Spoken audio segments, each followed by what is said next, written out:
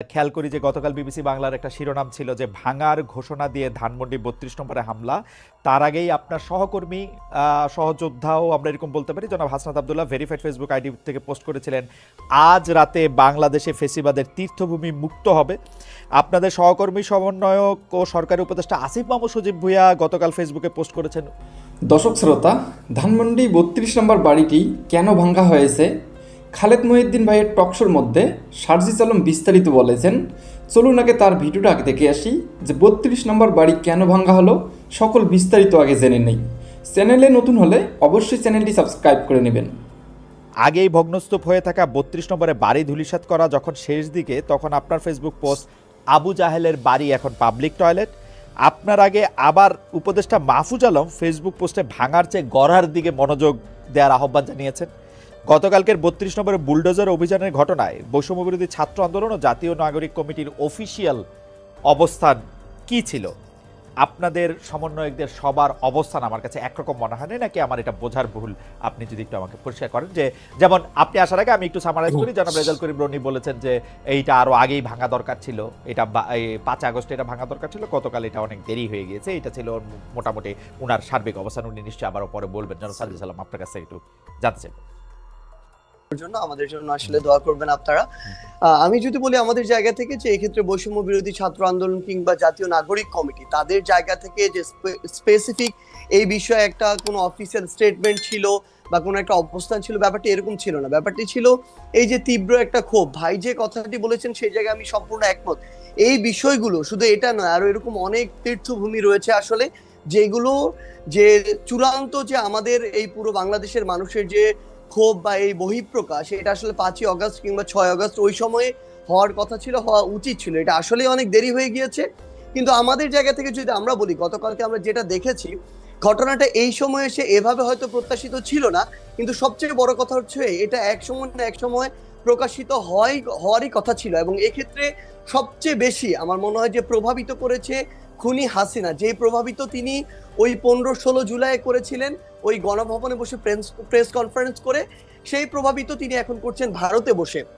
তিনি যখন এখনো তার জায়গা থেকে এমন টোনে কথা বলেন যে এই টোনে তিনি কথা বলেছিলেন ওই জুলাইয়ের আগে, তিনি যখন এখনো তার ভিতরে বিন্দুমাত্র কোনো অনুসূচনা দেখা যায় না, কিংবা তার যে কথা বা এই যে এতগুলো খুন করেছে সেগুলোর জন্য যে দায় নেওয়ার যে বিন্দুমাত্র মানসিকতা, সেটাকে বিন্দুমাত্র অ্যাড্রেস না করে বরং যারা এই অভ্যুত্থানের সাথে সরাসরি সম্পৃক্ত তাদেরকে প্রত্যক্ষ এবং পরোক্ষভাবে বিভিন্ন রকম আবার ওই ট্যাগ দিয়ে যখন উপস্থাপন করার চেষ্টাটা করা হয়, এই যে এতগুলো মানুষকে খুন করা হয়েছে তার নির্দেশে, সেগুলোর জন্য বিন্দুমাত্র তার জায়গা থেকে সহানুভূতি না দেখিয়ে বরং তার ওই পূর্বের ইতিহাস দিয়ে যে সিম্পেথি নেয়ার যে তার একটি প্রক্রিয়া সবসময় তার ভিতরে দেখা গিয়েছে, সেটা যখন তিনি আবারও করেন তখন মানুষের ভিতরে একটা ক্ষোভ তৈরি হয়।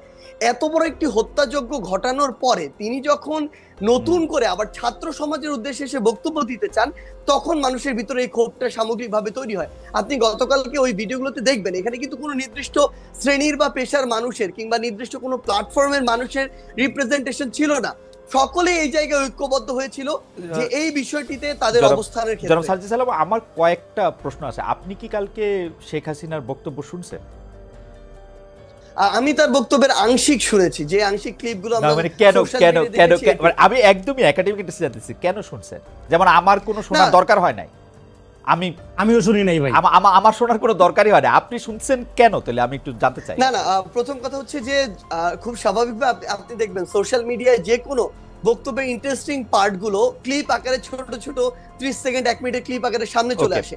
এরকম একটি ক্লিপ সামনে চলে এসেছিল, যেই জায়গায় ওই ক্লিপটি বিভিন্ন জায়গায় এসেছে, যেই ক্লিপটি আসলে এরকম করে রিপ্রেজেন্ট করছিল যে তিনি আবার ওই আগের আজকে থেকে ৬-৮ মাস আগে যেই কথাগুলো বলে তিনি ১৬ বছর কাটিয়েছিলেন, সেম সিম্প্যাথি নেয়ার কথাগুলো তিনি আজকেও দাঁড়িয়ে বলছেন।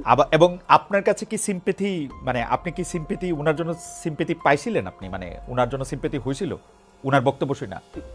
ভাই সবচেয়ে বড় কথা হচ্ছে কি, মানে এই যে মানে আমি কেন এই প্রশ্ন করতেছি, যে আমার কাছে মনে হয় গত ১৫ বছর ধরে শেখ হাসিনা বাংলাদেশ শাসন করছেন, এর মধ্যে গত ১০ বছর ধরে বিশেষ করে ২০১৪ সালের পর থেকে উনি যতবার যত জায়গায় বক্তৃতা দিচ্ছেন সেটা জোর করেই দিচ্ছেন। জোর করে দিয়েছেন বলতে তিনি যেন প্রধানমন্ত্রী, বিটিভিতে ছিলেন, ইয়াতে ছিলেন, জোর করে দিয়েছেন, আমাদের জোর করে শুনতে হয়েছে। এখন তো এটা আমাদের জোর করে শোনার বিষয় না। এবং উনার কি সেই প্রভাব, সেই ইনফ্লুয়েন্স, মানে শতভাগের এক ভাগও আছে যে আমরা ওইটার প্রতিক্রিয়ায় গিয়ে আরেকটা কাজ করে আসতে হবে? আপনার কাছে কি মনে হয় জানো সার্জিস? না দেখুন, সবচেয়ে বড় কথা হচ্ছে যে আমরা আমাদের জায়গা থেকে, মানে কেউ এটা ব্যক্তিগত জায়গা থেকে গিয়ে এই বিষয়টি করেছে এরকম না। মানুষ হয়তো বা মানুষের ভিতর আমার মনে হয় এখন এই বিষয়টি কাজ করছে যে আমাদের আসলে যেই কাজগুলো 5ই অগাস্ট বা ওই সময়টাতে করা দরকার ছিল, যেগুলো এখন আমাদের জায়গা থেকে বাকি রয়ে গিয়েছে, মানুষের এই ক্ষোভটা সামগ্রিকভাবে শুধুমাত্র ওই হাসিনা বক্তব্য দিচ্ছে এই জন্য তৈরি হচ্ছে, ব্যাপারটা এরকম না। এই ক্ষোভের কিছু অংশ আমি যদি বলি একদম ফ্র্যাঙ্কলি অন্তর্বর্তীকালীন সরকারের উপরেও আছে।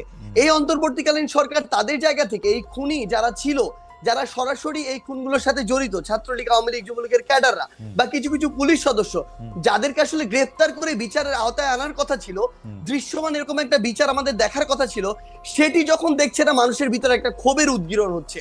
যখন দেখছে ছাত্রলীগ, যুবলীগ, আওয়ামী লীগের ওই সদস্যরাই বিভিন্ন ভাবে বিভিন্ন দলের সাথে এখন যুক্ত হচ্ছে এবং আশ্রয় প্রশ্রয়ে তাদের চোখের সামনে দিয়ে হাঁটছে, তখন এই মানুষগুলোর ভিতরে আরেকটা ক্ষোভ তৈরি হচ্ছে। তখন এই মানুষগুলো সামগ্রিক ক্ষোভের একটি, আমার মনে হয় নতুন এখানে একটা ওকেশন পেয়েছিল, যে ওকেশনে গিয়ে অ্যাটেন্ড করে নিজের এই ক্ষোভটির উদ্গীরণ করেছে। এইটা কি এরকম হইতে পারে জনাব সার্জিস আলম? ধরেন শেখ হাসিনার উপরে তো আপনার কন্ট্রোল নাই, আমারও কন্ট্রোল নাই। শেখ হাসিনা আরেকটা বক্তৃতা দিল, তারপরে গিয়ে কোন বাড়িটা ভাঙবেন? না দেখুন, এখানে শেখ হাসিনা অসংখ্য বক্তৃতা দিক আর একটা বক্তৃতা দিক, সেটা ফ্যাক্ট না। তবে মানুষের ভিতরে এই যে ক্ষোভ, যেই ক্ষোভটা আসলে মানুষের একটা ভিতরে 5ই অগাস্টের পরে, যে কথাটি গতকালকে আমরা দেখলাম যে আমাদের উপদেষ্টা মাহফুজ ভাই যিনি রয়েছেন তিনি বলেছিলেন যে মানুষ ভাঙাটা এক পাশে রেখে গড়ার দিকে মনোযোগ দিচ্ছিলেন, কিন্তু মানুষ যখন দেখছিলেন তার যেটুকু ন্যূনতম চাওয়া, ওই চাওয়াটুকু বিচারের ক্ষেত্রে হোক বা অন্যান্য পলিটিক্যাল স্পেয়ারে হোক, যেটা মানুষ এক্সপেক্ট করে, ওইটুকু যখন প্রত্যাশিত অনুযায়ী পাচ্ছে না, তখন মানুষের এই ক্ষোভের উদ্গীরণটা বিভিন্ন কারণে হচ্ছে এবং ঘটছে।